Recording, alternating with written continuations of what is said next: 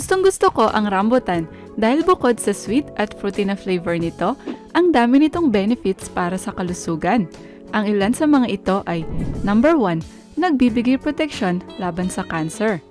Ang rambutan ay mayaman sa phytochemical compounds na nagsisilbing antioxidants tulad ng corellagin, ellagic acid, flavonoids, geraniin at phenols. May kakayahan ang mga ito na i-deactivate ang free radicals o mga nakakapinsalang molecules na matatagpuan sa ating katawan.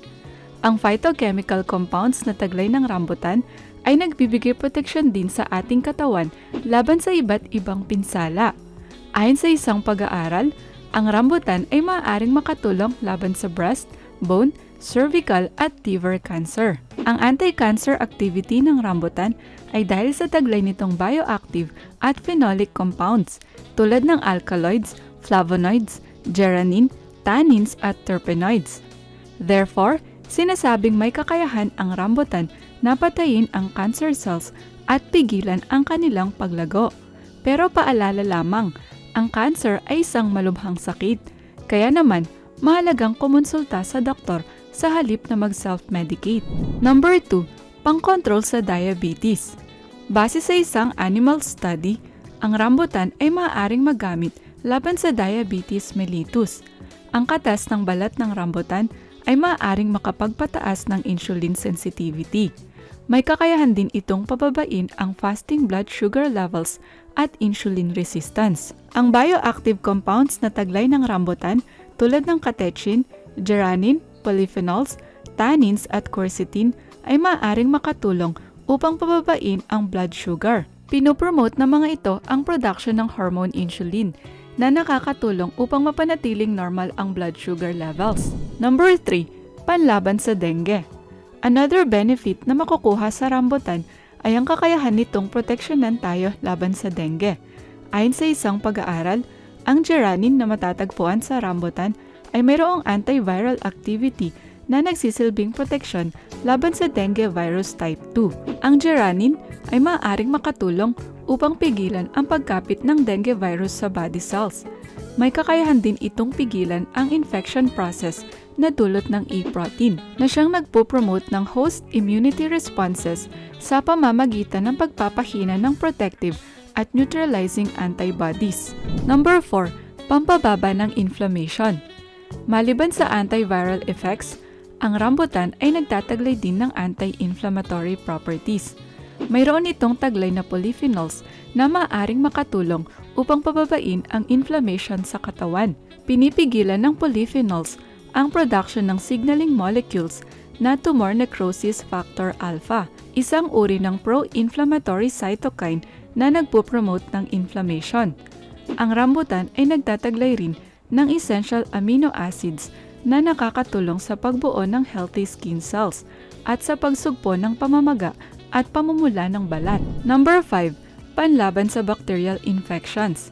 Ang rambutan ay may antibacterial activity dahil sa taglay nitong bioactive compounds tulad ng corellagin, ellagic acid, geraniin at tannins. May iba't ibang antibacterial effects ang bioactive compounds. For example, ang tannins ay may kakayahang baguhin ang structure ng cell wall at cell membrane ng bakterya. Ang ellagic acid naman ay maaaring kumapit sa cell wall upang pahinain o sugpuin ang bakterya.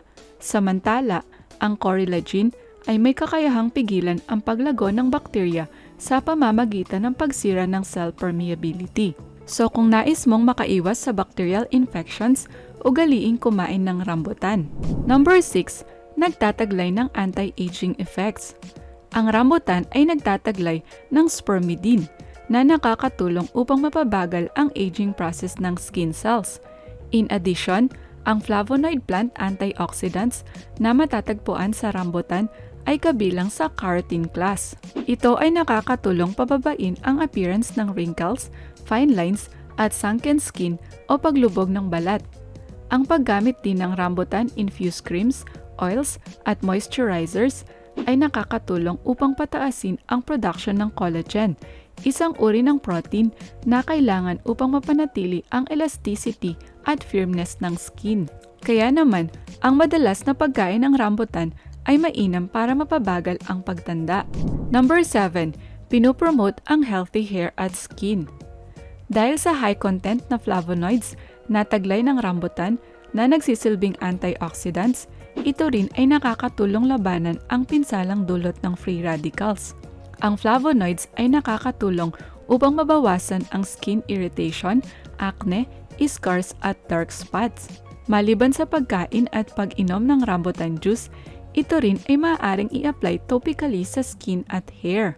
Ang laman, balat, at katas ng dahon ng rambutan ay may taglay na essential oil na may kakayahang labanan ang infectious agents tulad ng bacteria at fungi para maiwasan ang skin at hair problems.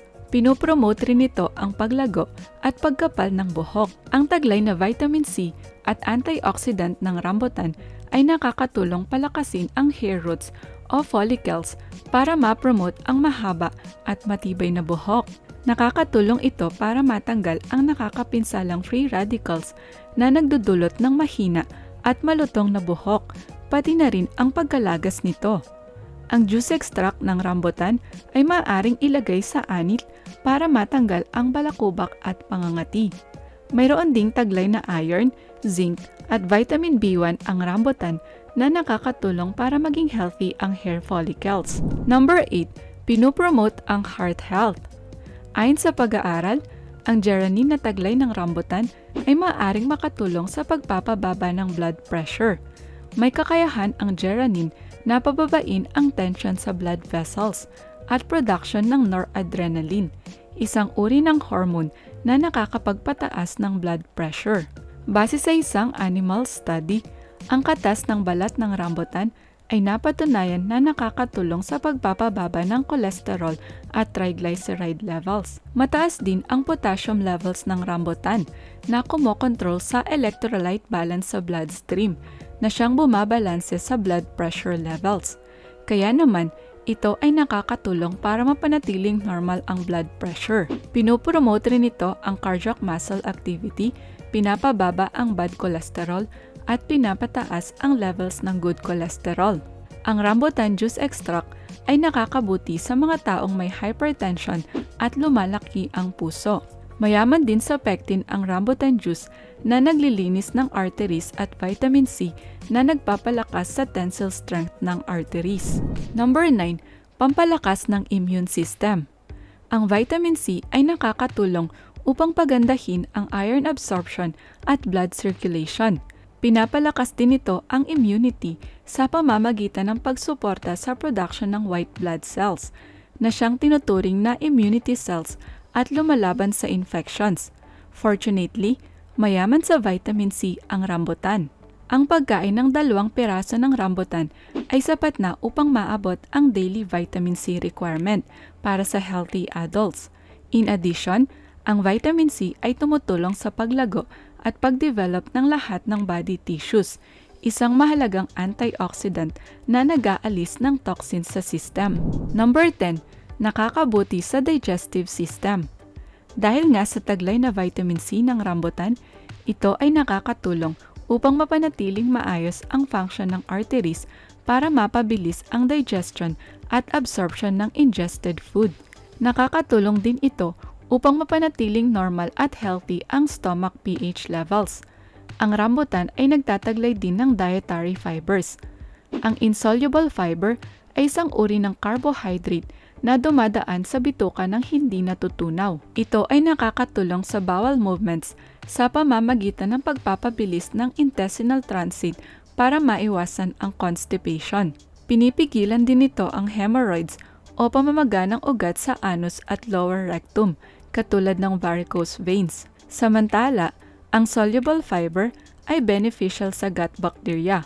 Ito ay mga friendly bacteria na nagpo-promote ng production ng short-chain fatty acids tulad ng acetate, butyrate at propionate na nagpapakain sa cells ng gut. Ang short-chain fatty acids ay nakakatulong upang mabawasan ang inflammation at pinapabuti ang symptoms ng gut disorders tulad ng irritable bowel syndrome, ulcerative colitis at Crohn's disease. Kaya naman ang rambutan ay mainam kainin para maging healthy ang digestive tract. Ano-ano ang side effects ng rambutan? Sa daming taglay na nutrients at antioxidants ng rambutan, hindi nakapagtatakang marami itong benefits sa kalusugan. Gayunpaman, mayroon din itong possible side effects tulad ng pagduduwal, pagsusuka, pagkahingal o paninikip ng dibdib. Ang rambutan ay posible ring magdulot ng pamamaga, pamumula at makating balat. Although considered safe ang rambutan, dapat itong kainin ng may pag-iingat ng mga buntis at breastfeeding mothers. Ang buto at balat ng rambutan ay hindi nakakain. Ang taglay na bioactive compounds ng rambutan ay mayroon ding phytochemicals tulad ng saponins at tannins na posibleng toxic sa ibang tao. Samantala, ang buto ng rambutan ay mayroong narcotic at analgesic effects na posibleng magdulot ng sleepiness o makaapekto sa mood. Kung ikaw ay makaramdam ng side effects pagkatapos kumain ng rambutan, kumonsulta sa iyong doktor. Maliban doon, ang rambutan ay mayaman sa natural sugars na maaaring makapagpataas ng blood sugar levels. Kaya naman inirecommend na kumain lamang ng 5 to 6 na piraso ng rambutan per day. Ikaw, kumakain ka ba ng rambutan?